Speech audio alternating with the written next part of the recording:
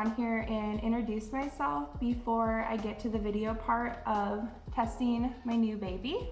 So my name is Shannon, aka RC Princess 24, and I am a mom to a 6-year-old little boy who is also into RC things.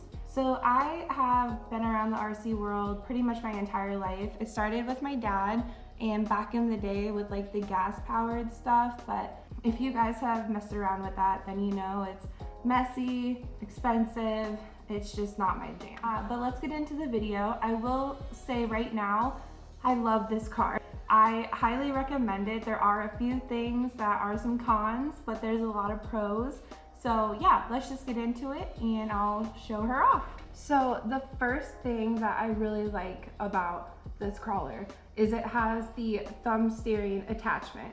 Another cool feature about this radio is if you use Spectrum batteries, it has the vehicle battery capacity meter, and it just lets you know where your battery level is. So a few more things and then I'll actually get into like showing you guys the vehicle. The crawler is ready to run, but you will need to buy batteries and a charger separately. They're not included, but you don't have to build it. They claim that it is waterproof, and I did test that a little bit. I'm not going to like go through a pond to test it. And lastly, the vehicle comes in gray or red. So I'm not sure which category to put this under, a pro or a con, because I guess it depends on who you ask and where you're at and what you're doing. But I would say a pro for most spots is it has a longer wheelbase. It's 13.9 inches. So that's nice if you're going up a steep embankment, because most cars will just flip over, whereas this one is more supported to like go up it. If you're going over a log, it's kind of a con because you tend to get stuck like right here. So this is the battery that I use to run it. It's a Spectrum 5000 3S battery. Another pro is it actually has 2 battery compartments, one for like the bigger LiPo batteries, and then they also have this little one for a smaller battery if you're into that kind of thing. They also have working headlights and taillights. For the headlights and the taillights, they just have these 2 wires that you hook up. It's not an easy task to do with 2 hands.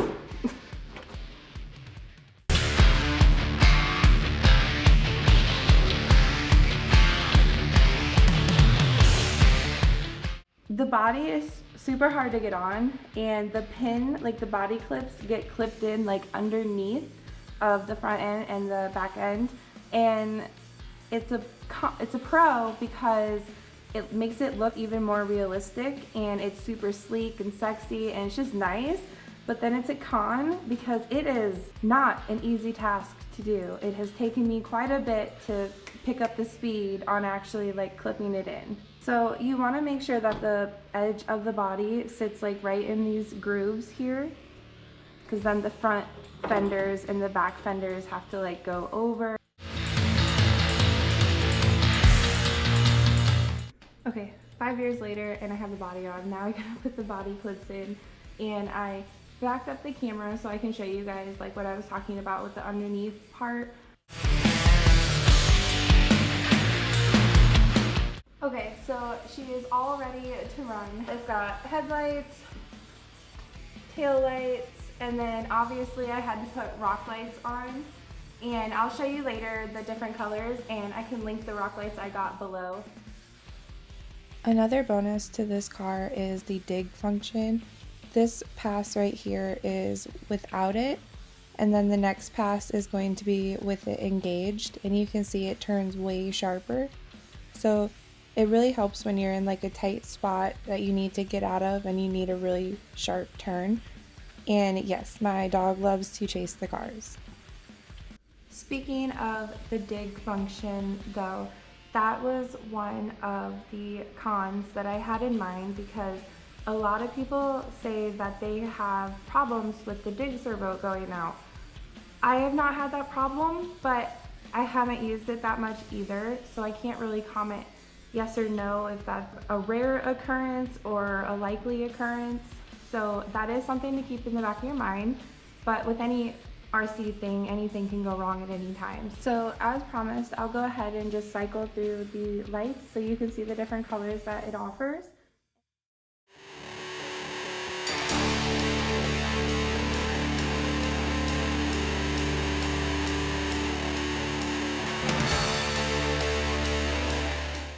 So installing them is pretty simple. They have these little grooves already. You stick the light in there and there's 2 screws. And then I just took like some electrical tape and taped down some areas. And then some areas are zip tied just to secure it so it doesn't get in the way of anything or get caught on anything. And I also thought I was going to be awesome and put this so I can just push on the body to change the light color, because once the body is on you can't really get to it without risk of cracking the body.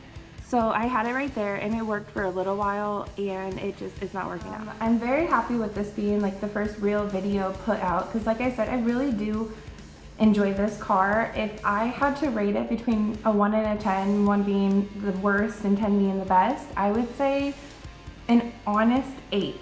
And I only give it an 8 and not like a 9 or a 10 because of the body, because it is just so dang hard to get on and off. I'm usually the last one between my husband and my dad when we go out crawling.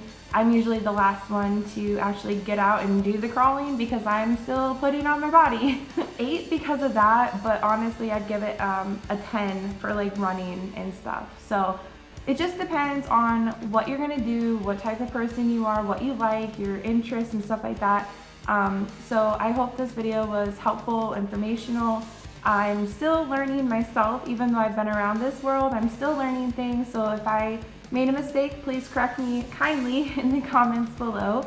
And if I missed anything that you have questions on, leave that down below as well. So if you liked today's video, go ahead and hit that red subscribe button, give this video a thumbs up, and I will see you guys in the next video. Bye!